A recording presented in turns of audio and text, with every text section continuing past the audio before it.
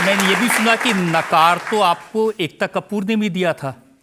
पहले जब मैं गई तो मैंने कई चीज़ों के लिए ऑडिशन दिया था और मैं किसी कॉन्ट्रैक्ट को भरने के लिए बालाजी के ऑफिस पहुंची थी। मुझे आज भी याद है, मेरा जन्मदिन था और मेरे पिताजी ने वो आखिरी मुझे डेडलाइन दी थी कि अब अगर नौकरी नहीं मिली तो हम जहाँ कह रहे हैं वहाँ तुम्हारा ब्याह हो जाएगा। तो मेरे सर पे वो स्ट्रेस था कि अरे बाप रे, और पापा ने मतलब उस ऑफिस में घुसने से आधा घंटा पहले ही ये मुझे फरमान अपना सुना दिया था।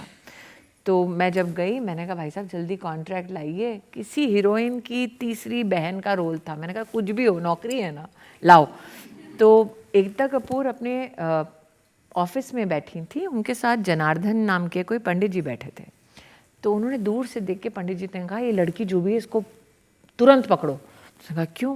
कहा मैं वो चेहरा पढ़ते हैं अपेरेंटली लोगों का, कहे लड़की बनेगी बहुत जीवन में कुछ, तो इसको कास्ट करो तुलसी, ऐसा मैंने सुना है। तो वो वार्तालाप तो मैंने सुनी नहीं थी। तो एकता बाहर आई, मैंने कहा क्या नाम है तुम्हारा? तो मैंने कहा स्मृति मल्होत्रा, मेरे शादी से पहले का नाम पिताजी का। तो उसने कहा क्या साइन कर रही हो? मैंने कहा ये मैडम। तो उन्होंने कॉन्ट्रैक्ट लिया, फाड़ दिया। मैंने कहा ऐसी कम तो ऐसी मेरी नौकरी चली गई। तो उसने कहा नहीं, नया कागज़ लाओ। उन्होंने कहा ये उसमें क्योंकि सास भी कभी बहू थी लिखा, तुलसी लिखा, और मैं काफ़ी विचलित थी क्योंकि वो कागज़ फाड़ दिया गया था जो मेरी नौकरी थी।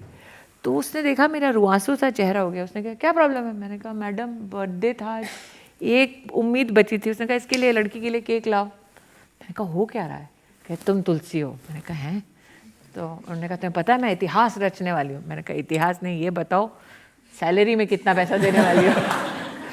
तो वो इतिहास रचने में मसरूफ़ थी और मैं पेचेक के लिए।